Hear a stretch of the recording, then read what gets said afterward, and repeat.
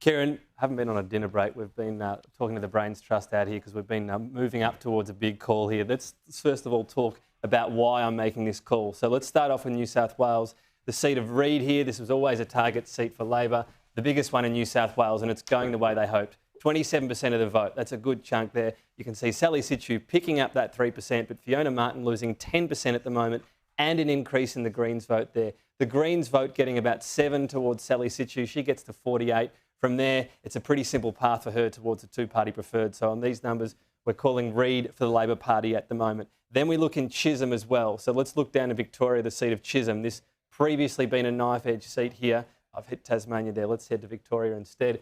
So the seat of Chisholm, again, held by Gladys Liu. So again, 20% of the votes come through here. You're seeing a small swing towards Karina Garland. This seat is held by 0.5%. Look how much Gladys Liu's losing there, 8.5%. And you're seeing an uptick in the Greens vote there that's only going to help Karina Garland. On those numbers, Karina Garland doesn't need any preferences after the Greens vote. So as we go through this vote, you're seeing a big swing towards Karina Garland, and we're saying that's a Labor victory in that seat. So Labor wins Chisholm as well. Then we head to New South Wales. So the seat of MACKELLAR, we've already called Wentworth. This is another one that's under fire. The panel was talking about it. Another one that the Teals are targeting. So look at the primary vote. We're 33% down. Jason Falinski's lost 40%. Look at Sophie Skomps, though. She's nearly level with him just on primary vote. The danger always for these seats for the Liberal Party when they're facing these sorts of contests with strong independents, and then you've got a Labor and Greens candidate as well, is they get below 45%. They're well below those Greens and Labor primaries help Sophie Skomps get over the line. With this sort of margin at this point, we're saying that she wins that seat as well. So when we look at how we're tracking and we're calling these seats as we go, this is the issue for the coalition. They start on 76, remember, they start on 76.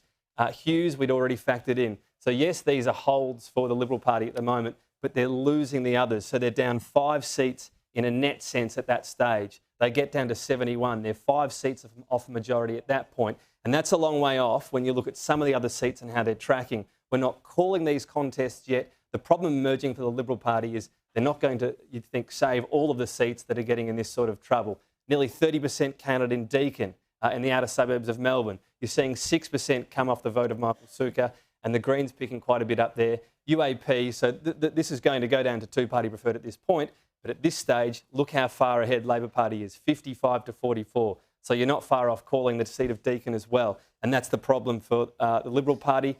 The other seats they might fall behind. Let's take a quick look at Higgins, which I know the panel's been talking about, an inner city seat in Melbourne. So again, 21% has been counted, pretty significant, 7% down for Katie Allen. She only holds this on 2.7%, and that's the problem. Yes, Labor's only picking up 2% so far, but they'll get about 80%, maybe more from Sonia Sevens from the Greens. That alone is 20% onto their primary and means they're in a great position. So at this stage, 53.96 up. A significant amount ahead at this point in the count. This is the problem emerging again. So let's go to Queensland and the seat of Brisbane, which you've been talking about. I know Brisbane is in trouble as well as Ryan, but just to take Brisbane at this point and the primary vote again, 36% through, 10% down for Trevor Evans, well below that 45% danger mark. You can see Labor and the Greens close together.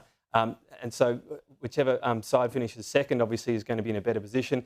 And we're not calling Brisbane at this stage, but this is the problem. It's another clear issue at the moment for the Liberal Party, well behind Labor. Would it spin out the same way in the Greens? Well, possibly not. We're not sure. That's why we're not calling the seat.